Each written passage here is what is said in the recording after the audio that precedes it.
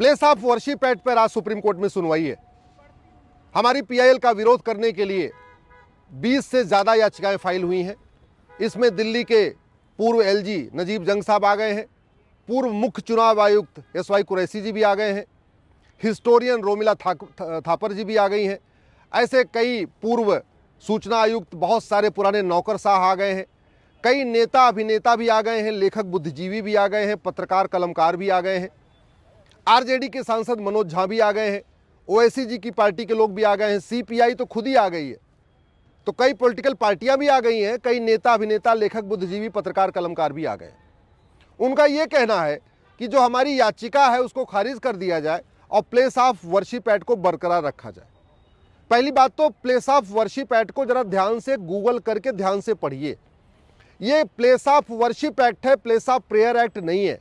Place of worship मतलब पूजा स्थल और प्लेस ऑफ प्रेयर मतलब प्रार्थना स्थल। तो ये पूजा स्थल की बात करता है, न कि प्रार्थना स्थल की, यानी मंदिर की बात करता है, न कि मस्जिद की बात करता है। दूसरा, ये कानून आइडेंटिटी की बात नहीं करता, ये कानून कैरेक्टर की बात करता है। प्लेस ऑफ वर्शिप एक्ट ये कहता है कि जो प्लेस ऑफ वर्शिप है उसका रिलीजियस कैरेक्टर कंटिन्यू रहेगा। जो 1947 में था वही कंटिन्यू रहेगा। हमारा भी ये कहना कंटिन्यू रहना चाहिए। जो मंदिर है उसका कैरेक्टर कंटिन्यू रहना चाहिए। आइडेंटिटी की बात ये नहीं कर रहा है, लेकिन ये तथाकथित नेता अभिनेता, लेखक बुद्धिजीवी आइडेंटिटी की बात कर रहे हैं। आइडेंटिटी और कैरेक्टर का अंतर मैं आपको बताता हूं। इस समय मैं सुप्रीम कोर्ट में हूं और काले कोर्ट में हूं, तो बाहर से मुझे कोई भी देख के कह सकता है मैं वकील हूं।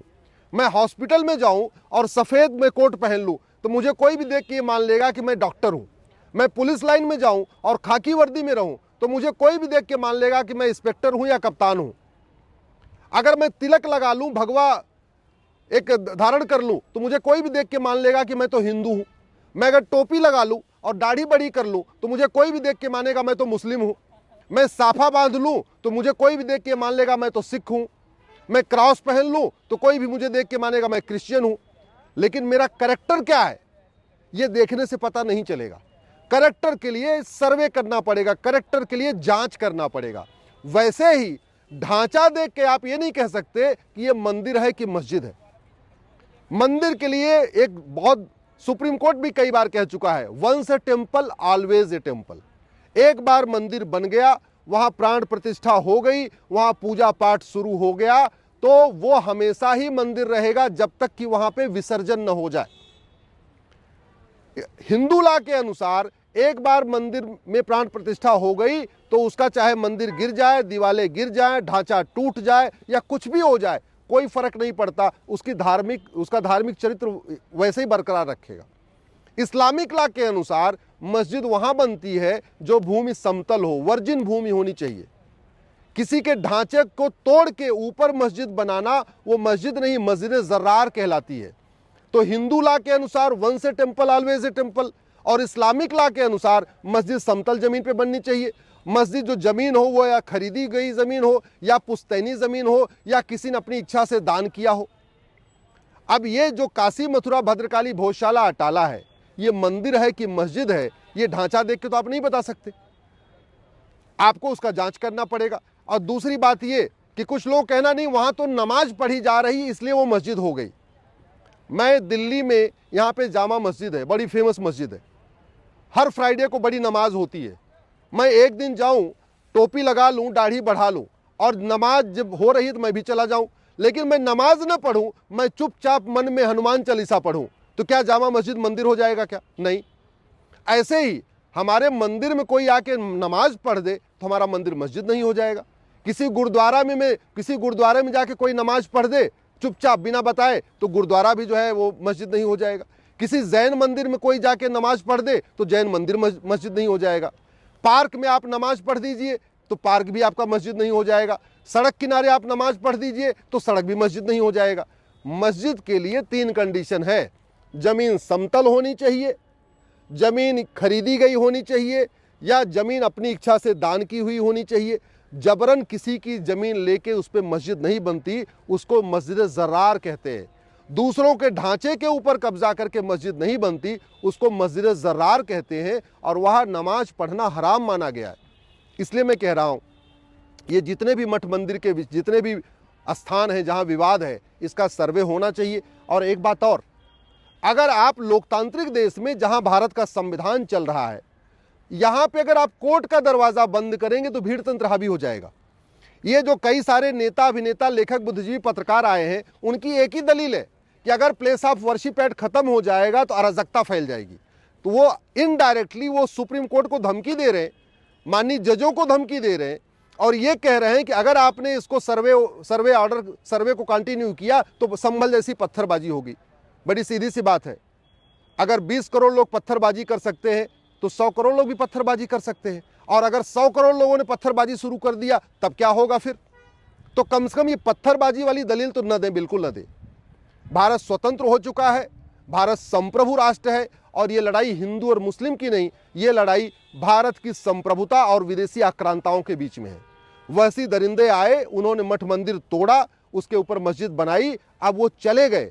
जब चले गए तो गुलामी का निशान मिटना चाहिए, तभी तो हम संप्रभु कहलाएंगे।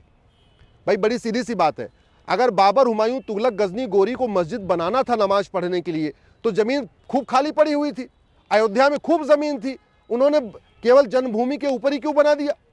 बनारस में खूब खाली जमीन थी, उन्होंने बाकायदा मंदिर के ऊपर मस्जिद क्यों बनाया? मथुरा में खूब जमीन खाली पड़ी थी, वो कहीं भी मस्जिद बना लेते, लेकिन नहीं, जन्मभूमि के ऊपर ही मस्जिद बनाया।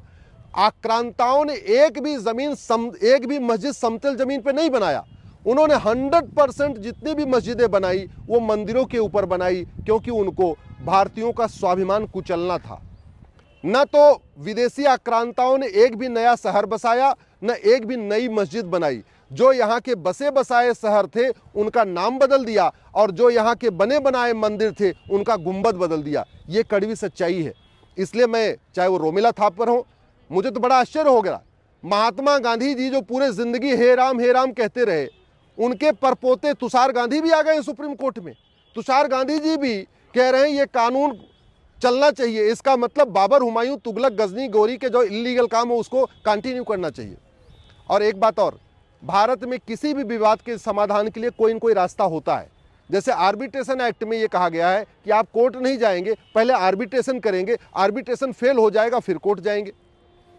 वक्फ एक्ट में क्या कहा गया है कि अगर आपका कोई विवाद है तो आप वक्फ बोर्ड में आएंगे, वक्फ ट्रिब्यूनल में आएंगे, यहां अगर आपको न्याय नहीं मिलेगा तो हाई कोर्ट में जाएंगे। तो वक्फ बोर्ड जैसे घटिया कानून में कम से कम एक रास्ता दिया हुआ है वक्फ बोर्ड, वक्फ ट्रिब्यूनल जाने का। ये कानून तो वक्फ बोर्ड से भी घटिया है, वक्फ एक्ट से भी महा घटिया है। इसमें कोई रास्ता ही नहीं दिया, ना आपसी संवाद का रास्ता दिया, ना आपस में मीडिएशन करके किसी विवाद को सुलझाने का रास्ता दिया, ना वक्फ बोर्ड, वक्फ ट्रिब्यूनल जैसा कोई रास्ता दिया। एक तरफ सरकार ने वक्फ बोर्ड बनाया, वक्फ एक्ट बनाया, और कन्वर्टेड हिंदुओं को अपनी अपनी जमीन क्लेम करने का अधिकार दे दिया, और वहीं तरफ प्लेस ऑफ वर्शिप एक्ट बनाया और हिंदुओं के लिए कोर्ट जाने का दरवाजा भी बंद कर दिया। इससे बड़ा अन्याय हिंदुओं के साथ क्या हो सकता है? मामला ये हमारे राइट टू आइडेंटिटी का है, ये हमारे राइट टू जस्टिस का है, ये हमारे राइट टू कल्चर का है, ये राइट टू सोवरेंटी का है, ये राइट टू इक्वलिटी का है, ये भारत के संविधान का मामला है। अगर पत्थरबाजी की धमकी देके, लॉ एंड ऑर्डर की धमकी देके इस कानून का समर्थन करेगा तो यानी वो हिंदुओं को मजबूर कर रहा है कि वो भी पत्थरबाजी शुरू करें, वो भी लॉ एंड ऑर्डर अपने हाथ में ले।